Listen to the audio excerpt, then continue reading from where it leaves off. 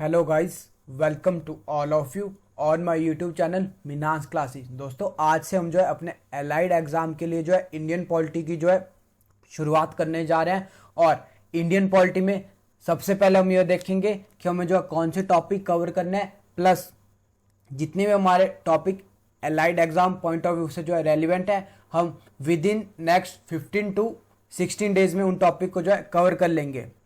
तो सबसे पहले दोस्तों देख लेते हैं कि हमें कौन कौन से टॉपिक कवर करने हैं। सबसे पहला टॉपिक है एवोल्यूशन ऑफ कॉन्स्टिट्यूशन, यानी इसमें हम हमारे कॉन्स्टिट्यूशन का हिस्टोरिकल बैकग्राउंड है, हमारा कॉन्स्टिट्यूशन कैसे फ्रेम हुआ है, इस टॉपिक के बारे में पढ़ेंगे। देन प्रियम्बल हो गया, यूनियन एंड स्टैट्यूटरी हो गया, सिटीजनशिप हो गया, फंडामेंटल राइट्स हो गया, फंडामेंटल ड्यूटीज, डीपीएसपी, पार्लियामेंट वाला टॉपिक हम प्रेसिडेंट हो गया, यूनियन एग्जीक्यूटिव हो गया, और जितनी हमारी यूनियन की कमेटीज हैं इन सब टॉपिक को हम पार्लियामेंट के टॉपिक में कवर करेंगे। स्टेट लेजिस्लेचर हो गया, स्टेट लेजिस्लेचर में हम गवर्नर हो गया, स्टेट एग्जीक्यूटिव हो गया, इस टॉपिक के बारे में पढ़ेंगे। देन स्टेट सेंटर रिलेशन आ जाता है। देन हमारे पास एमरजेंसी प्रोविजन आ जाता है, टाइप ऑफ एमरजेंसी हो गया, एमरजेंसी को लेके हमारे कॉन्स्टिट्यूशन में क्या प्रोविजन है, इस टॉपिक को हम अच्छे से कवर करेंगे। Then union territories and special provision आ गया। देन लोकल सेल्फ गवर्नमेंट है, लोकल सेल्फ गवर्नमेंट हमारे पास पंचायती राज सिस्टम हो गया, प्लस हमारे पास म्यूनसिपैलिटीज हो गया या अर्बन लोकल बॉडीज हो गई, इस टॉपिक को कवर करेंगे। जुडिशरी वाला टॉपिक हम सुप्रीम कोर्ट हो गया, हायर कोर्ट हो गया, और जो हमारा डिस्ट्रिक्ट कोर्ट होता है या सेशन कोर्ट होता है, इस टॉपिक के बारे में कवर करेंगे। देन अमेंडमेंट प्रोसीजर हो गया कि हमारे कॉन्स्टिट्यूशन में अमेंडमेंट प्रोसीजर कैसा है, इस टॉपिक के बारे में पढ़ेंगे। और जो लास्ट टॉपिक हमारे पास constitution and non constitutional bodies है। तो अगर मैं बात करूँ टोटल 16 टू 17 टॉपिक है।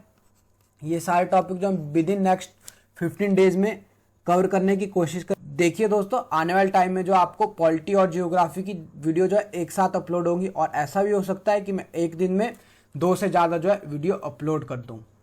ठीक है, अब देखिए दोस्तों, पॉलिटी शुरू करने से पहले हम ये जान लेते हैं कि कॉन्स्टिट्यूशन क्या होता है। अब देखिए दोस्तों, सबसे पहले मैं सिंपल टर्म में अगर आपको समझाने की बात करूँ, सबसे पहले मैं बात करूँ कॉन्स्टिट्यूशन में बेसिकली कुछ ऐसे सेट ऑफ रूल्स होते हैं जो हमें यह बताते हैं कि हमारे देश की गवर्नमेंट है, गवर्नमेंट को हम कैसे फॉर्म करेंगे, प्लस हमारे कंट्री में डिसीजन मेकिंग पावर किसके पास है। इसके साथ साथ कॉन्स्टिट्यूशन जो हमारी गवर्नमेंट है, सेंटर प्लस स्टेट दोनों ही गवर्नमेंट होती है, कॉन्स्टिट्यूशन इन गवर्नमेंट की पावर को लिमिट में रखता है, ताकि ये गवर्नमेंट हमारे सिटीजन है, सिटीजन के फंडामेंटल राइट्स है उन पे लिमिट से ज़्यादा रेस्ट्रिक्शन ना लगा ले। तो ये सारे पावर्स हो गया या ये सारे रूल हमारे कॉन्स्टिट्यूशन में डिफाइन किए जाते हैं। अब देखिए, इसके बाद बात कर लेते हैं कि कॉन्स्टिट्यूशन में और क्या क्या चीज़ें ऐड होती हैं। अब देखिए दोस्तों, आप अपने से भी एक क्वेश्चन पूछ सकते हैं कि कॉन्स्टिट्यूशन में और क्या क्या चीज़ें आ सकती है। तो आइए डिस्कस करते हैं। देखिए, फर्स्ट पॉइंट है, a constitution is a body of fundamental principle according to which a state is constituted और गवर्नड। यानी जैसा कि मैंने आपको पहले ही बताया, कॉन्स्टिट्यूशन में कुछ फंडामेंटल प्रिंसिपल होते हैं, जिन प्रिंसिपल के बेस पे जो हमारी स्टेट है या जो हमारी गवर्नमेंट है उसको कॉन्स्टिट्यूट या गवर्न किया जाता है। आप ये भी बोल सकते हैं कि जो कंट्री होती है, कौन कंट्री किस तरीके से गवर्न होगी, या किसी पर्टिकुलर कंट्री का एडमिनिस्ट्रेशन किस तरीके से रन किया जाएगा, ये भी उस कंट्री के कॉन्स्टिट्यूशन में डिफाइन किया जाता है। नेक्स्ट पॉइंट है, constitution is fundamental law of land which fulfil aspiration and goals of a society. यानी कॉन्स्टिट्यूशन हमारा फंडामेंटल लॉ ऑफ लैंड होता है, जो कि हमारी सोसाइटी की एस्पिरेशन या सोसाइटी के गोल्स को फुलफिल करने का काम करता है। नेक्स्ट पॉइंट है, it is an overarching framework with in which one pursues individual aspiration goals and freedom. इसके बाद फर्दर बात कर लेते हैं, it define the fundamental values that may not trespass. यानी जो हमारा कॉन्स्टिट्यूशन है, कॉन्स्टिट्यूशन में कुछ ऐसी फंडामेंटल वैल्यूज होती हैं जिनको हमें किसी भी कंडीशन में सरपास या ट्रेसपास नहीं करना है। नेक्स्ट क्वेश्चन है, constitution is a living document which grows and evolves according to need and aspiration of a changing society. ये पॉइंट दोस्तों इंपॉर्टेंट है, और इस पॉइंट को हम अच्छे से डिस्कस कर लेते हैं। इस पॉइंट में एक्सप्लेन किया गया है कि कॉन्स्टिट्यूशन एक लिविंग डॉक्यूमेंट है। अब देखिए दोस्तों, लिविंग डॉक्यूमेंट का मतलब यह है कि कॉन्स्टिट्यूशन हमारे पास स्टैटिक नहीं है, यानी ऐसा नहीं है कि हमने एक बार जब कॉन्स्टिट्यूशन को राइट डाउन कर दिया हमारा कॉन्स्टिट्यूशन सेम ही रहेगा। विद द टाइम जैसे जैसे हमें नीड होती है या जैसे जैसे हमारे सोसाइटी के गोल्स चेंज होते हैं, उस हिसाब से जो हम जो कॉन्स्टिट्यूशन में जो अमेंडमेंट कर सकते हैं। तो ये मतलब होता है दोस्तों constitution is a living document का। एग्जामिनर आपसे पूछ सकता है कि जो इंडियन कॉन्स्टिट्यूशन है, इंडियन कॉन्स्टिट्यूशन एक स्टैटिक डॉक्यूमेंट है, तो ये स्टेटमेंट जो रॉन्ग हो जाएगी, इंडियन कॉन्स्टिट्यूशन जो एक लिविंग डॉक्यूमेंट है। अब देखिए दोस्तों, ये था कॉन्स्टिट्यूशन का मीनिंग। इसके बाद कर लेते हैं सिग्निफिकेंस की, कि कॉन्स्टिट्यूशन की क्या सिग्निफिकेंस होती है।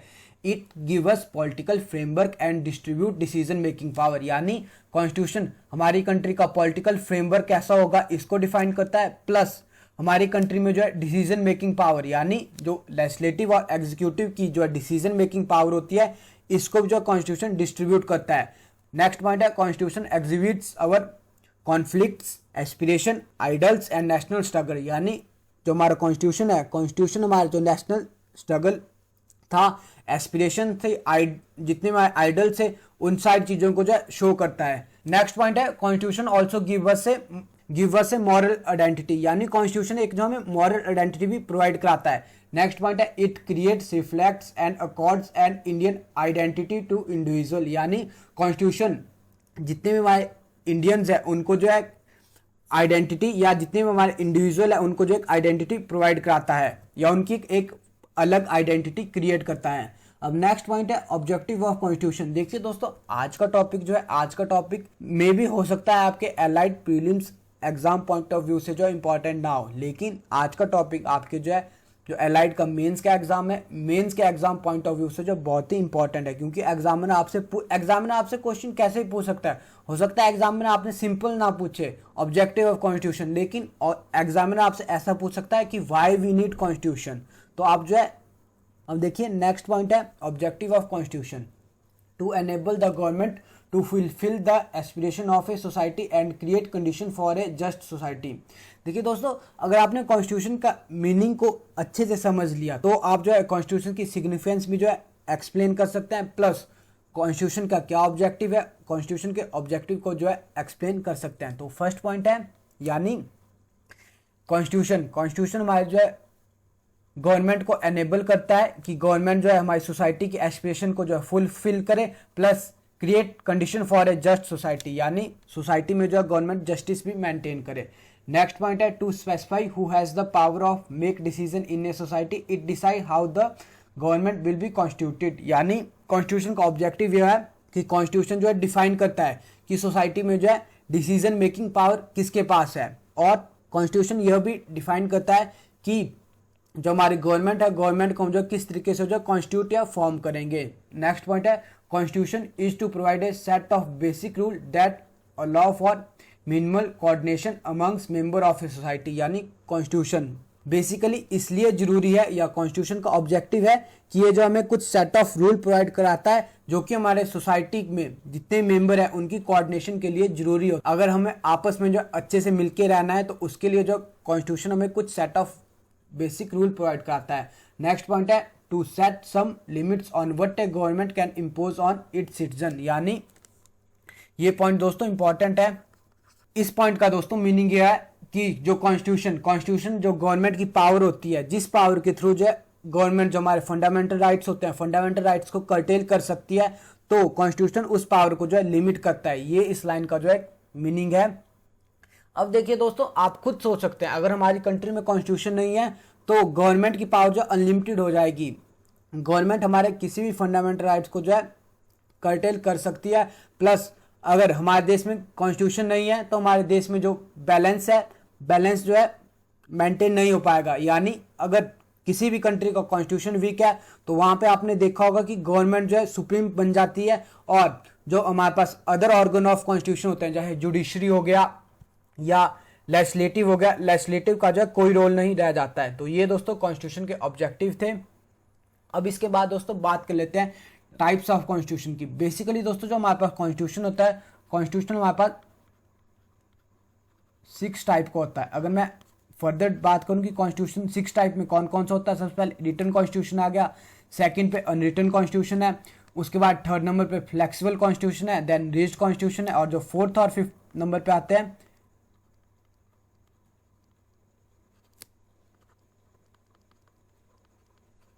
फोर्थ और फिफ्थ नंबर पे हमारे पास फेडरल और यूनिटरी कॉन्स्टिट्यूशन आते हैं। अब देखिए दोस्तों, ये जितने भी 6 टाइप बताए, ऐसा नहीं है कि सारे 6 पॉइंट जो है डिफरेंट है। इन 6 पॉइंट में जो है बेसिकली थोड़ा थोड़ा डिफरेंस है। जैसे जो हमारे पास अनरिटन कॉन्स्टिट्यूशन है, मैक्सिमम टाइम हम ये देखते हैं कि जिन भी कंट्री में अनरिटन कॉन्स्टिट्यूशन होता है उन कंट्री का कॉन्स्टिट्यूशन जो है काफी फ्लेक्सिबल होता है। व्हेयरएज जिन कंट्री में रिटन कॉन्स्टिट्यूशन है उन कंट्रीज का कॉन्स्टिट्यूशन जो है रिज्ड कॉन्स्टिट्यूशन होता है। लेकिन हर जगह ये बात सेम नहीं होती है। फॉर एग्जाम्पल यूएसए में जो रिटन कॉन्स्टिट्यूशन है और रिटन कॉन्स्टिट्यूशन के साथ साथ यूएसए का कॉन्स्टिट्यूशन काफी रिज्ड है। व्हेयरएज इंडिया में भी रिटन कॉन्स्टिट्यूशन है, लेकिन इंडिया का constitution as compare to USA उतना रिज्ड नहीं है। अब देखिए दोस्तों, इसके बाद फ्लेक्सिबल और रिज्ड कॉन्स्टिट्यूशन आता है। अब देखिए दोस्तों, जो कॉन्स्टिट्यूशन है, कॉन्स्टिट्यूशन को हम किस बेस पे हम जो है डिफ्रेंशिएट करते हैं कि इस कंट्री का कॉन्स्टिट्यूशन जो है रिटन कॉन्स्टिट्यूशन है या अनरिटन कॉन्स्टिट्यूशन है। On the basis of character of constitution हम जो है डिवाइड कर देते हैं कि कॉन्स्टिट्यूशन रिटन है या अनरिटन है। वैसे ही on the basis of amendment procedure के बेस पे जो हम जो है कॉन्स्टिट्यूशन को फ्लेक्सिबल और रिज्ड के फॉर्म में जो है डिवाइड कर देते हैं। यानी अगर किसी कंट्री में जो है अमेंडमेंट करना बहुत ही इजी है तो उस कंट्री के कॉन्स्टिट्यूशन को हम फ्लेक्सिबल कॉन्स्टिट्यूशन बोलेंगे। व्हेयरएज किसी कंट्री के कॉन्स्टिट्यूशन में अमेंडमेंट करना जो बहुत डिफिकल्ट है तो उस कंट्री के कॉन्स्टिट्यूशन को हम जो रिज्ड कॉन्स्टिट्यूशन बोलेंगे। वैसे ही दोस्तों, जो फेडरल और यूनिटी कॉन्स्टिट्यूशन होता है, फेडरल कॉन्स्टिट्यूशन का मीनिंग ये है कि जो हमारे पास डिसीजन मेकिंग पावर है और जो हमारे पास फाइनेंस से रिलेटेड पावर है, ये पावर जो हमारे पास सेंट्रल गवर्नमेंट के पास भी है, प्लस सेंट्रल गवर्नमेंट के साथ साथ जो हमारे पास स्टेट की गवर्नमेंट है या हमारी जो प्रोविंशियल गवर्नमेंट है उन गवर्नमेंट्स के पास ही हमारे पास डिसीजन मेकिंग पावर है। व्हेयरएज यूनिटरी कॉन्स्टिट्यूशन में ऐसा होता है कि जो हमारे पास जितनी भी डिसीजन मेकिंग पावर है, सारी डिसीजन मेकिंग पावर हमारे पास जो है सेंट्रल की गवर्नमेंट के पास ही होती है। अब देखिए दोस्तों, फर्दर बात कर लेते हैं रिटन और अनरिटन कॉन्स्टिट्यूशन की। देखिए, अगर मैं बात करूं सबसे पहले अनरिटन कॉन्स्टिट्यूशन की, अनरिटन कॉन्स्टिट्यूशन का मीनिंग यह है कि कोई ऐसा constitution that is not contain in one single document, यानी किसी कॉन्स्टिट्यूशन को हमने जो है सिंगल डॉक्यूमेंट के रूप में जो है कंटेन नहीं किया हुआ है। और रिटन कॉन्स्टिट्यूशन हमारे पास जो है पार्शियली रिटन हो सकता है या ये जो हमारे पास ओरल फॉर्म में भी हो सकता है। Like common laws and customary laws and unwritten constitution grows from many years of practice experience and from political way of the people. यानी जो हमारे पास रिटन कॉन्स्टिट्यूशन है, रिटन कॉन्स्टिट्यूशन जो है थ्रू द टाइम जो इवॉल्व होता है। कुछ हमारे पास ऐसे हिस्टोरिकल कन्वेंशन होती है या विद द टाइम कुछ ऐसे न्यू रूल गवर्नमेंट फॉर्म करती है, उन्हीं कन्वेंशन और उन्हीं न्यू रूल के बेसिस पे जो हमारे पास जो है अनरिटन कॉन्स्टिट्यूशन जो है फॉर्म किया जाता है। व्हेयरएज अगर मैं बात करूं रिटन कॉन्स्टिट्यूशन का एग्जांपल या कौन सी कंट्री जो है रिटन कॉन्स्टिट्यूशन फॉलो करती है, तो जो ब्रिटेन का कॉन्स्टिट्यूशन है, ब्रिटेन का कॉन्स्टिट्यूशन जो एक अनरिटन कॉन्स्टिट्यूशन है। अब देखिए दोस्तों, बेसिकली जो अनरिटन कॉन्स्टिट्यूशन होता है, अनरिटन कॉन्स्टिट्यूशन मैक्सिमम टाइम ये देखा गया है कि अनरिटन कॉन्स्टिट्यूशन जो बहुत ही फ्लेक्सिबल होता है, क्योंकि अनरिटन कॉन्स्टिट्यूशन में हमारा जो पार्लियामेंट है, पार्लियामेंट सुप्रीम होती है। व्हेयरएज जो हमारे पास रिटन कॉन्स्टिट्यूशन होता है, रिटन कॉन्स्टिट्यूशन में जो पार्लियामेंट सुप्रीम नहीं होती है। रिटन कॉन्स्टिट्यूशन में जो हमारा ओरिजिनल कॉन्स्टिट्यूशन है वही जो है सुप्रीम होता है। अब देखिए, अनरिटन कॉन्स्टिट्यूशन के बाद बात कर लेते हैं रिटन कॉन्स्टिट्यूशन की। देखिए, रिटन कॉन्स्टिट्यूशन को मैंने आपको पहले ही बताया कि इसमें हम जो है पूरे कॉन्स्टिट्यूशन को जो है सिंगल डॉक्यूमेंट के रूप में जो है कोडिफाई कर देते हैं।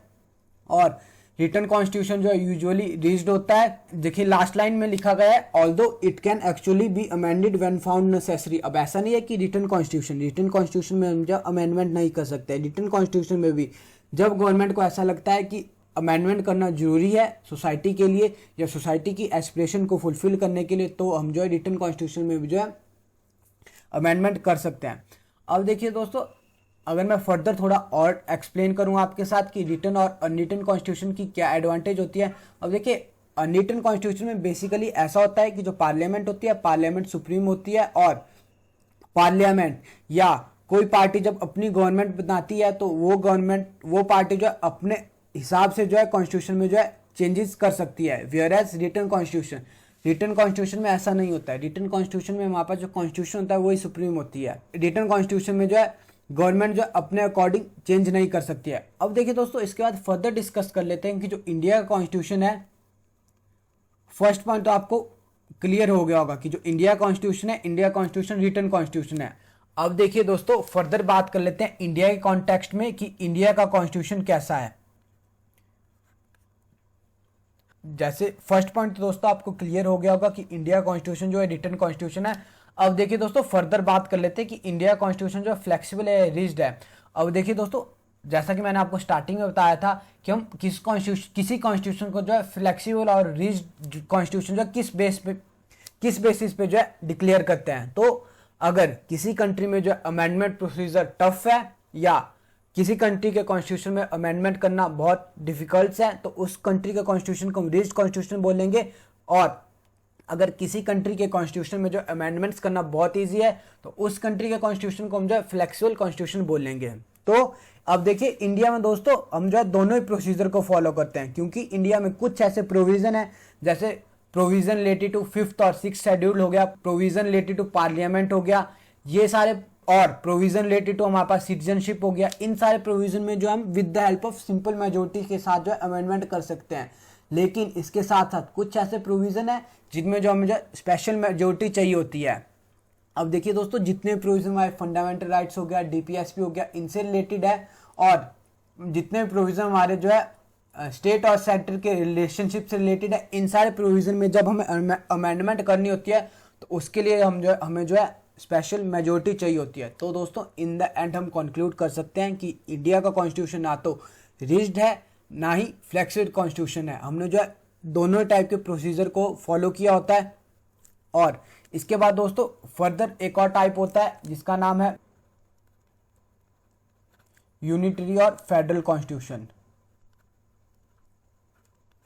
अब देखिए, यूनिटरी और फेडरल कॉन्स्टिट्यूशन का मीनिंग ये है कि अगर किसी भी कंट्री में सारी डिसीजन मेकिंग पावर जो है सेंट्रल गवर्नमेंट के पास है, तो उस कंट्री के कॉन्स्टिट्यूशन को हम जो है यूनिटरी कॉन्स्टिट्यूशन बोलेंगे। और किसी कंट्री में जो है decision making power plus finance से रिलेटेड पावर जो है स्टेट और सेंट्रल गवर्नमेंट के स्टेट और सेंट्रल दोनों गवर्नमेंट के पास है, तो उस कंट्री के कॉन्स्टिट्यूशन को हम जो है फेडरल कॉन्स्टिट्यूशन बोलेंगे। अब देखिए दोस्तों, फर्दर इंडिया के कॉन्टेक्स्ट में बात कर लेते हैं कि इंडिया का कॉन्स्टिट्यूशन जो है यूनिटरी है या फेडरल है।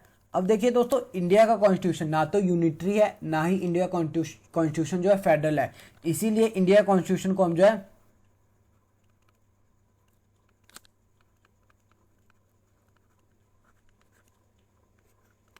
जो क्वासी फेडरल कॉन्स्टिट्यूशन भी बोलते हैं। अब देखिए, इसके पीछे क्या रीजन है दोस्तों। इसके पीछे रीजन ये है कि अगर मैं बात करूं during the normal time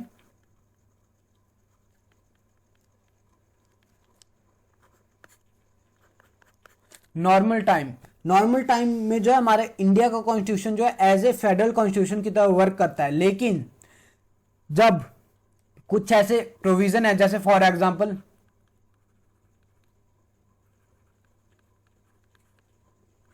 emergency हो गया या हमारे पास स्टेट इमरजेंसी हो गया, जब दोस्तों हमारे देश में इमरजेंसी डिक्लेयर हो जाती है, तब हमारे जो देश का कॉन्स्टिट्यूशन है, जो हमारी कंट्री का कॉन्स्टिट्यूशन जो है ऑटोमेटिकली जो है जो हमारे पास फेडरल है, फेडरल से जो है यूनिटरी में जो है कन्वर्ट हो जाता है। और देखिए, और भी ऐसे बहुत सारे प्रोविजन है जो हमें ये शो करते हैं कि इंडिया का कॉन्स्टिट्यूशन जो है यूनिटरी कॉन्स्टिट्यूशन है। जैसे फॉर एग्जांपल सिटीजनशिप, हमारी कंट्री में जो है सिंगल सिटीजनशिप है। सिंगल सिटीजनशिप भी हमें शो करती है कि इंडिया का कॉन्स्टिट्यूशन जो है यूनिटरी कॉन्स्टिट्यूशन है। व्हेयरएज यूएसए में जो है डबल सिटीजनशिप होती है लोगों के पास, यानी उनके पास जो है कंट्री की सिटीजनशिप तो होती है, प्लस उनके पास जो है स्टेट की जो अलग से सिटीजनशिप होती है। तो ये प्रोविजन शो करता है कि यूएसए का कॉन्स्टिट्यूशन जो है फेडरल कॉन्स्टिट्यूशन है। और भी दोस्तों बहुत सारे पॉइंट है जिनको जो हम दोस्तों आने वाले वीडियोस में जो कवर करेंगे। उसके साथ आपको जो है और अच्छे से क्लियर हो जाएगा कि यूनिटरी कॉन्स्टिट्यूशन क्या होता है, फेडरल कॉन्स्टिट्यूशन क्या होता है। तो दोस्तों, जो हमारा आज का टॉपिक था, आज का टॉपिक यही एंड होता है। आई होप आपको वीडियो अच्छी लगी होगी। अगर आपको वीडियो अच्छी लगी है तो आप जो इस वीडियो को लाइक करिए, शेयर करिए, और अगर आपका वीडियो से रिलेटेड कोई डाउट है तो आप जो है उस डाउट को जो है नीचे कमेंट बॉक्स में पूछ सकते हैं। प्लस आप जो हमारा व्हाट्सएप ग्रुप है, व्हाट्सएप ग्रुप को भी ज्वाइन कर सकते हैं। मैं व्हाट्सएप ग्रुप का लिंक जो है नीचे डिस्क्रिप्शन बॉक्स में जो है डाल दूंगा, आप वहां से जो हमारे व्हाट्सएप ग्रुप को ज्वाइन कर सकते हैं। दैट्स ऑल गाइस, मिलते हैं बहुत ही जल्द एक नेक्स्ट वीडियो के साथ।